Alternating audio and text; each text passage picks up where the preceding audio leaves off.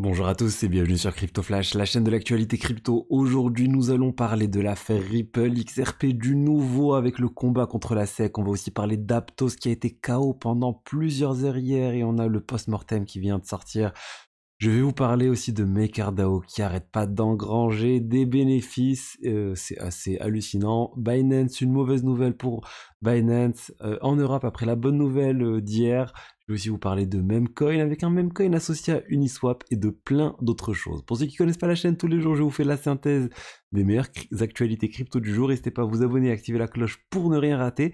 Et nous allons commencer avec le cours des crypto-monnaies. Regardez aujourd'hui une belle journée verte.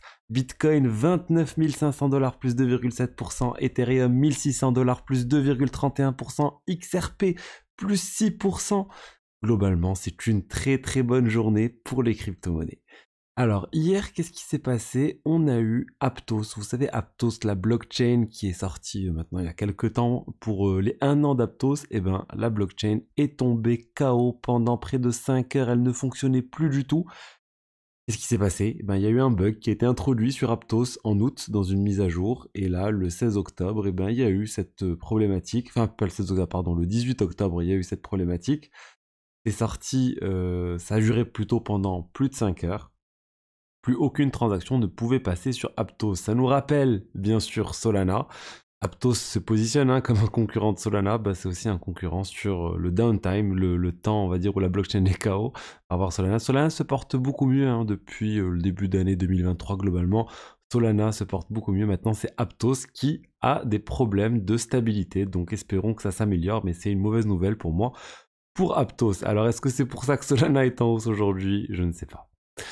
Alors, je vous parle tout de suite de la SEC d'XRP, mais juste avant, j'ai vu ce tweet passer de Hayden Adams, le patron d'Uniswap, qui explique en fait qu'il y a plusieurs années de cela, il y a 5 ans, juste avant de lancer Uniswap V1, il avait déployé un token de test sur Ethereum pour voir comment ça marchait, etc. Et ça s'appelait Acoin. Il avait juste vraiment posté pour tester. Mais depuis, les gens ont commencé à acheter et vendre ce token pour faire de la spéculation. Et lui, il essaye de s'éloigner un peu de tout ça, sachant qu'il a 99,99% de la supply. Il a décidé de tout burn, pas de vendre, de tout burn, c'est-à-dire il n'en a pas profité. La dernière fois qu'il a vendu ce token, c'était il y a plusieurs années. La valorisation totale était complètement absurde, 650 milliards de dollars. Bref, de toute façon, s'il avait voulu vendre, il aurait fait chuter drastiquement le cours des cryptos. Mais voilà, il a voulu clarifier les choses en disant, écoutez, je vends tout, je n'ai plus rien à voir avec ce token.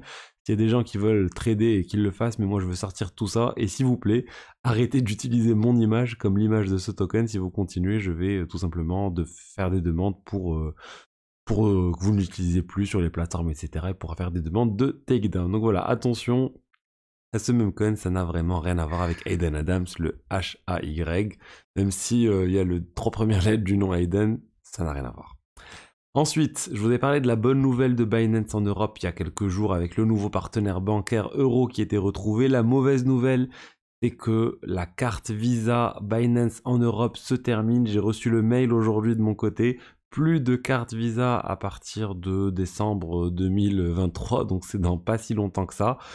Mauvaise nouvelle, c'est leur partenaire qui était en charge de ces cartes qui arrête, on va dire, la prestation. Et du coup, ça veut dire que c'est fini. Ça sera plus du tout utilisable.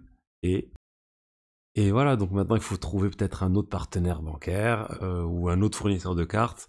Personnellement, je l'avais, je l'utilisais pas réellement parce qu'il y avait quand même des complexités fiscales, on va dire, associées à l'utilisation de ce type de carte avec la vente, on va dire, mais je l'avais pris pour tester.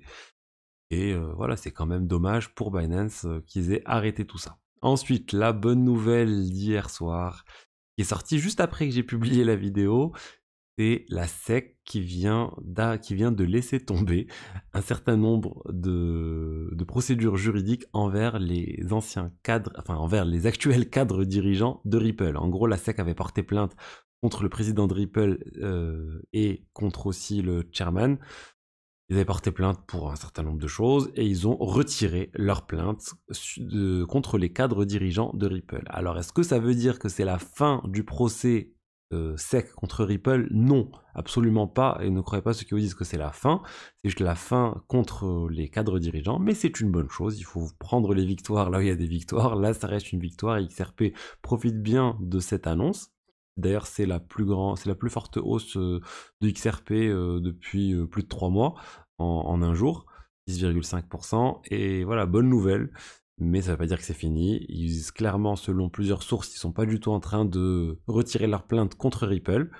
Mais c'est une première étape. Moi, à mon avis, c'est que c'est un premier pas. C'est un premier pas pour un accord à l'amiable, peut-être, pour éviter que ça soit jugé face au juge prochainement. Et pour finir, je voulais vous parler de MakerDAO, le géant de la finance décentralisée, l'acteur historique avec le stablecoin DAI, qui génère énormément d'argent, qui génère énormément de chiffre d'affaires. Regardez, plus de 200 millions de dollars annualisés si ça continue au même rythme. C'est le plus haut niveau en fait de MakerDAO. La dernière fois qu'ils avaient connu quelque chose de similaire, c'était en mai 2021. Donc ça bouge bien. Grâce à quoi? Grâce au DAI, surtout au collatéral qu'il y a derrière le DAI.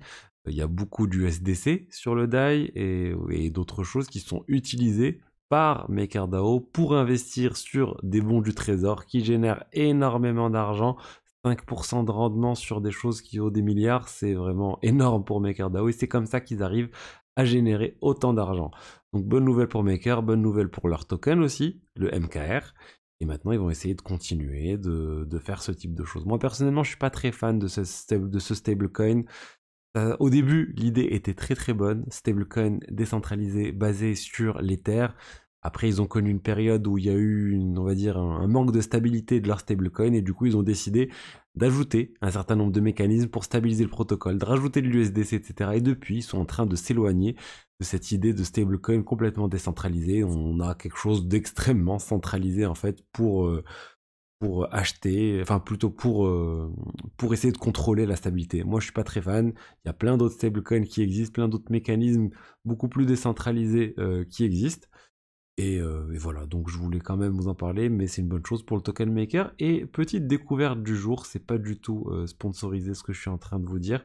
J'ai découvert un nouveau site. J'ai découvert un nouveau site qui s'appelle Unblock, getunblock.com. C'est assez fou comment ça marche. Pour ceux qui connaissent Mon Pèlerin, c'est similaire, juste les frais sont plus bas et la vérification KYC se fait instantanément. En fait, c'est quelque chose qui vous permet d'envoyer des euros et de récupérer des stablecoins et de recevoir des stablecoins et de récupérer des euros sur votre compte bancaire SEPA de manière instantanée, de manière quasiment gratuite. J'ai vu, il y a 0,50% de frais annoncés. Moi, j'ai constaté plus 0,75. Ça reste moins que les 1% de Mon Pèlerin qui ont été annoncés. Et c'est vraiment pratique pour concrètement transférer des stablecoins et les recevoir sur votre compte bancaire quasiment instantanément. Je l'ai fait, ça marche bien, je conseille, et ça permet en fait, on va dire d'une certaine manière, de se passer d'un sexe, même si ça reste un exchange centralisé d'une certaine manière, mais disons qu'une fois que vous avez défini comment ça marche, vous n'avez plus à vous connecter sur une plateforme pour réaliser tout ça. Il suffit d'envoyer par exemple des stablecoins sur une adresse Polygon et vous recevez directement de l'argent sur votre compte bancaire. C'est assez magique, on va dire, et je trouve ça plutôt vraiment bien fait. Et après voilà, pour ceux qui connaissent Mon Pèlerin aussi, il paraît que c'est très bien. J'ai eu que des échos positifs de Mon Pèlerin, mais j'ai jamais utilisé. Donc voilà, petite découverte, n'hésitez pas en commentaire si vous avez des questions. Donc c'est tout ce que j'avais à vous dire aujourd'hui pour les diverses actualités crypto du jour. Et n'hésitez pas si vous avez des questions, et je vous dis à demain pour la suite. Au revoir.